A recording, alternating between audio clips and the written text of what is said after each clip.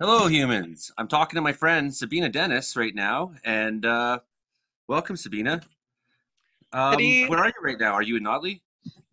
I'm actually at my mother's home in Fort Fraser, which is on Nadleh Whut'en territory.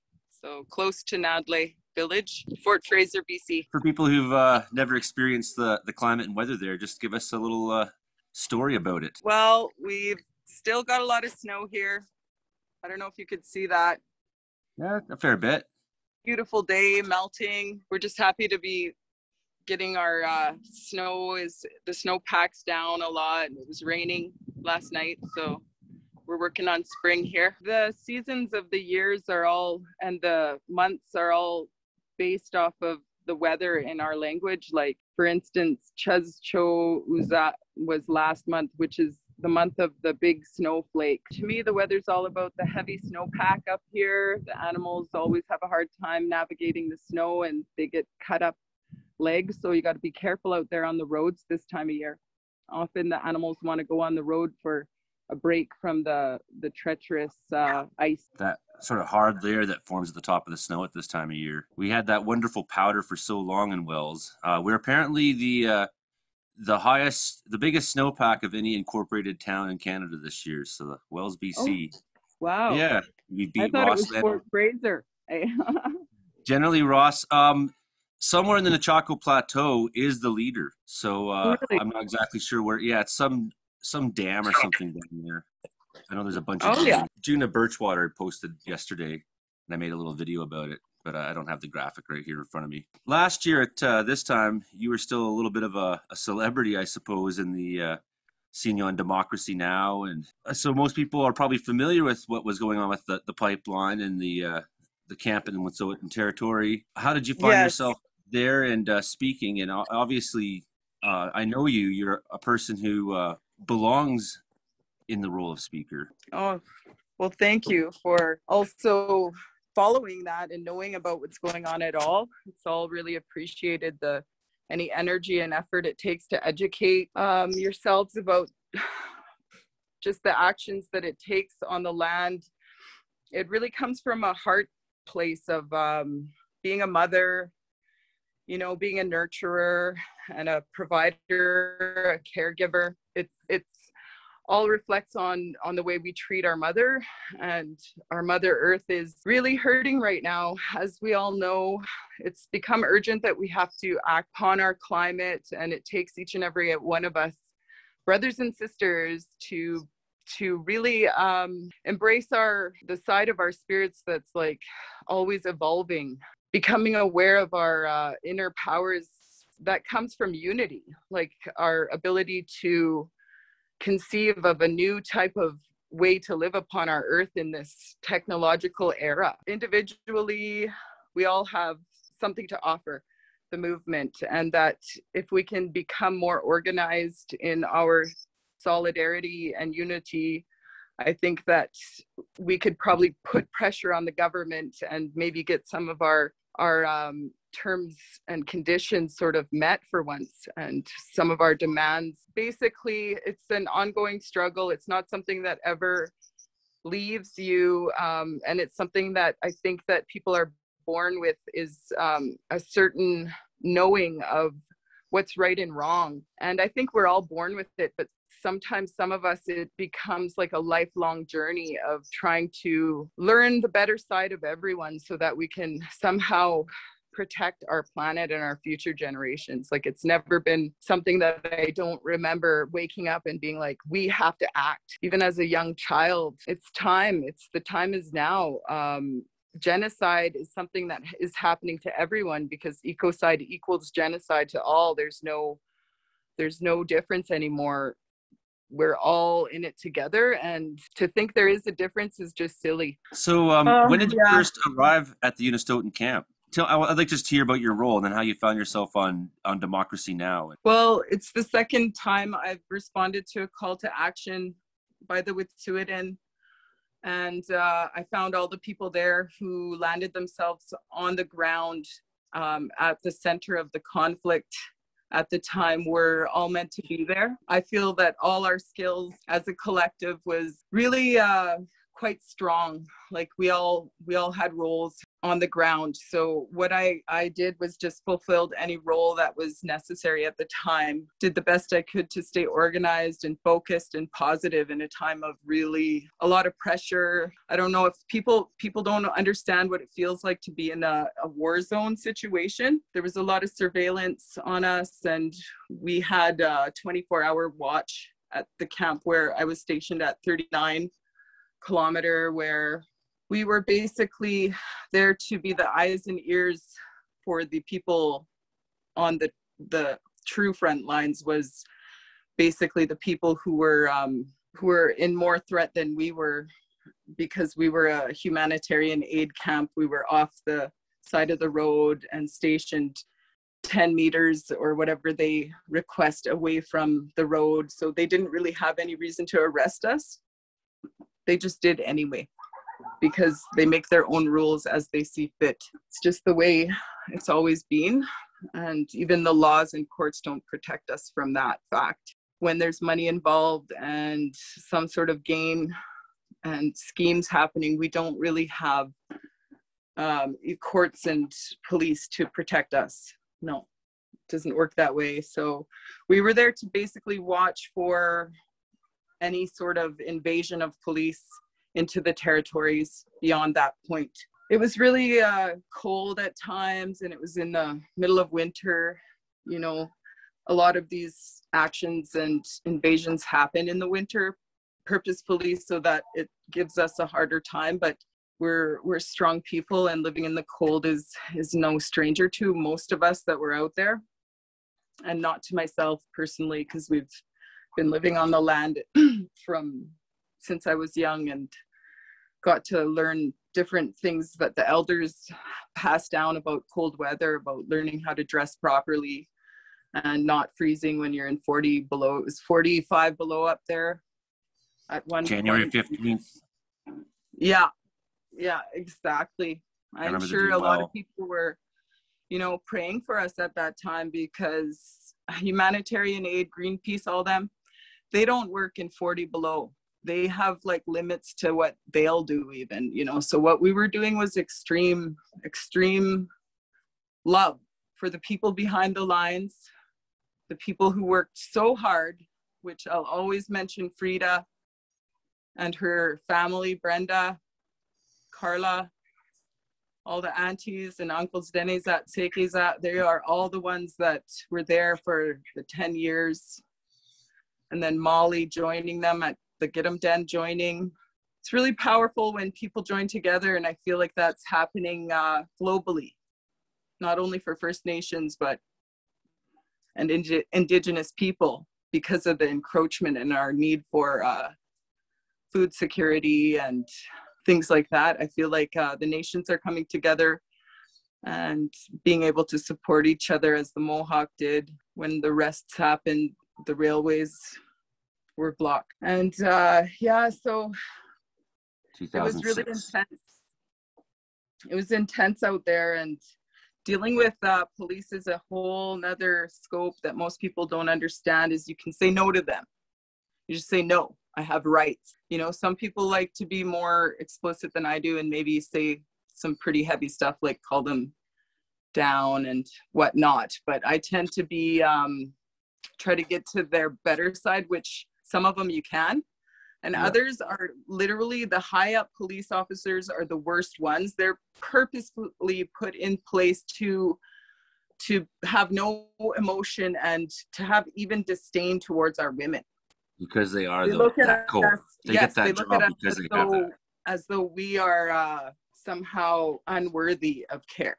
When they're put in a position of ones who are supposed to take care of people, they have not learned anything but what they've been taught, which is to disconnect, to evade the truth, and to follow orders. So what I experienced out there was a lot of racist and even what I feel is different misogynistic behaviors in some of the officers, the high-ranking officers, and I also saw some compassion.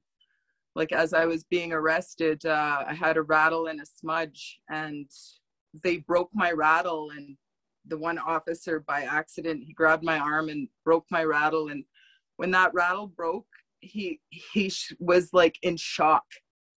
And he looked at me as though he had broken my arm. Or And even I was worse. like, I acknowledged that spirit in him that is what we all have, which is what we're born with, which is our guiding truth. And that's our morality and our integrity, our moral compass. And perhaps even his sense of magic at that moment, if you Very know what much I so. mean. Very much so. Oh, wow. What have I done? Mm-hmm. Mm-hmm. And as far as being on the news and things like that, I feel like for me, I am like one of the artistic people in this world that I just live to feel and feel to live and go by that, where I go with the flow and my spirit guides me. And whatever happened on those front lines, and they captured some pictures, that's all truth speaking to the world. And it's not me. My name means pretty much not in this fight. It is all the Wet'suwet'en, the face, the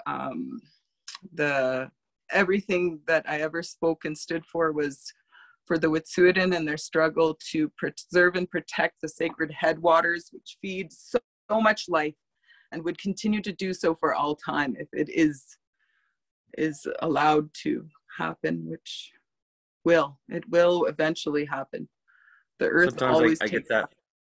Sometimes I get that feeling of I can handle this, therefore I belong here, therefore I am enjoying this. You know, when it comes to a situation where you're thrust into the center, and it's not as ego as much people would think it is, but it's fun.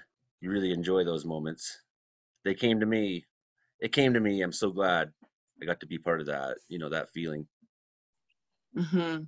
What is the one thing I did want to add was that hearing Amy Goodman on Democracy Now! Trying to say the names of just about everything, uh, I wasn't sure to laugh or get angry at times. Yeah. Bless her Well, heart for trying, but I mean, you know, yeah. it I was feel pretty like brutal at points. even if she couldn't pronounce it, it's just amazing that she did such beautiful coverage on the issues, and once again did her best to get to the front lines and talk to the people who are actually on the ground. And I I was bawled happy to my see eyes Molly. out when I bawled my eyes Yeah, out when I seen you on there. In fact, I'm yeah, tearing up now. yeah. I felt it. I felt all the people who truly were with me there, and I felt that emotion, and it also aided us, and to see the people on the front lines there creating their own demonstration to show Canada that we are unified and we are strong. And I think that they're going to have to start learning from us some of our ways, and we've been there, we've learned their ways, we've learned the language, we've learned the culture, we've done our best to adapt. But I feel like Canada, it's time to learn from Indigenous people and other cultures around the world that have, been protecting the lands and preserving lands for centuries and centuries. And we must take this seriously now and be brothers and sisters. There's no difference, I just want. I have a few fears about the future of British Columbia. Of course, salmon being one. Uh, Yeah. Intensity of forest fires Mm-hmm. causing the spread of desertification in the interior, notably the southern interior for now. But Yeah, extreme truth. And I want to mention before we cut out, if my battery dies, is that the ancient forests right now, BC's old growth forests, they're not protected, they're being slaughtered. And it's the opposite of what we need to do. Like, it's the opposite of climate action. We need these forest spaces to remain intact, especially for the biodiversity that is just, it's like looking at an old history book, but more so being in those forests. You learn so much from the past, and they hold secrets of the past. well, and trying to burn an old growth forest, when you talk about spread of desertification, um, I was in Barrier a few weeks ago and made a video, and the forest still hasn't started to grow back there, right? And that's now 18 years ago since that fire, and that's a hot place. And that tells you something, that the forest is it's so difficult for it to grow there. But I also know, as a forest firefighter, giant trees, I mean, you can take a phone book and put a match to it and it doesn't burn, right? And to get those kind of really intense fires, a lot of that is, you see those fires that are so intense in the second growth, the regen stands, where it's so much brushier, the trees are so much lower to the ground. So in what we've done with logging, we've increased the chance of that becoming BC's future, right? Plus climate Mhm. change on top. Yeah, yeah, absolutely. And the not to mention that our dwindling species and our our poor animals have nowhere to live, and they are truly starving with the lack of salmon. We're seeing wolves and bears, cougars, everything coming close because of encroachment of the CGL too. It really is a big scar on the land. It's huge, it's devastating. And it's the forest fires, like there's a lot of displacement of animals in our territories too. When it ravaged through this area, it left it like barren, and like you said, some of the topsoil's just gone. There's nothing left. It's like burnt. And Yeah, fire's good until it burns right straight down to the bedrock, and all that duff and all it that has it has in nutritional areas. And soil, then all that flooding, you organic talk stuff. flooding, you talk flooding next. Flooding is, all our towns are built on floodplains, half of them, and they've dammed the rivers. What the heck's going to happen with our rivers? There's so many things that are atrocities right now that it's like they don't even listen to the people anymore. It's a total, it's tyranny, and people have to identify that it's time to stand up against that, because we've always been trying to have this democratic persona as a nation, and it's time to actually stand up and be that as the people and make the demands, and join others in the fight who are already doing the work. And that's where I stepped in, because I was already concerned on my own home front about the fracking of our beautiful people upstream. And that's where it began for me. Well, it began way before that with my father in AIM. Okay, this is an ongoing struggle of our people since the beginning. It's not going anywhere. It's just gaining momentum as people are learning our ways, and not just our ways, but it's the ways of each and every one of us as human beings. When you go back culturally to whatever time when the oppression and the cultural what they took away from everyone Well, with there's that colonization. superficial level that everyone wants to be a part of and saddle up to and be seen with. But how do we get past that superficial knowledge and understanding? I think it's the utilization of our top people, like in education. Like, we have to go to the universities and start talking to our highest educated minds out there, and get templates made for the regeneration of our planet, and a new society, and a new ways of being in a world that's really technologically advanced, and balance it with sustainability, which is possible. When you bring in the right people, it's possible. And in order to do that, we have to actually fight like a system that is designed to oppress us and suck the energy and life out of us, and to consume us by our energy. And so to do that, we have to free ourselves, free our minds, realize that everything they say to us is just a lie and a spell, which it's written on a piece of paper, just like Harry Potter. It's bullshit. And we have to freaking toughen up and stop fearing the unknown, because the unknown is inevitable. We all die. Then we reach the unknown. So we're put here for a reason on this planet. We have minds, we have some sort of gift to share. The darkness, the evil in this world, the deepest, darkest things that happen in this world, those things we can crush. We can crumble that through so much internal work as a species, that we become better humans once again, that we're our focus in life is an impeccability that's possible. It's an impeccability that we have as humans. And sure, we make mistakes, but we sure do know when to correct it. And that's the main thing. Just continue on, work your life, try to be positive, have a happy vibe in this world to counteract that negative that's very powerful, but it's not more powerful. I always wonder Is more powerful. if I'm pessimistic about the human future, if I'm optimistic about it. I go back and forth, and then sometimes I wonder if if I'm if they're kind of inseparable, like there's a good and a bad coming. What do you think, Sabina? Well, I think it's like we're all enslaved, and we individually choose whether to be enslaved or not. And the animals can see it, they know it. They see we're trapped within a machine when they see us driving a car. They think we're trapped within it, and we are. And so there's those of us that are going to try our best to go against every oppression that they hold against us, whether it's our physical being, our spiritual, it's all under attack. So in this way, we kind of take our power back individually, and we enjoy our life as it should be enjoyed, which is meant to be, which is just having the freedom of knowing your children will have clean water. And that's where the fight comes in, because that's threatened at this time. Food, family, and time. You know, if I could ask for three things.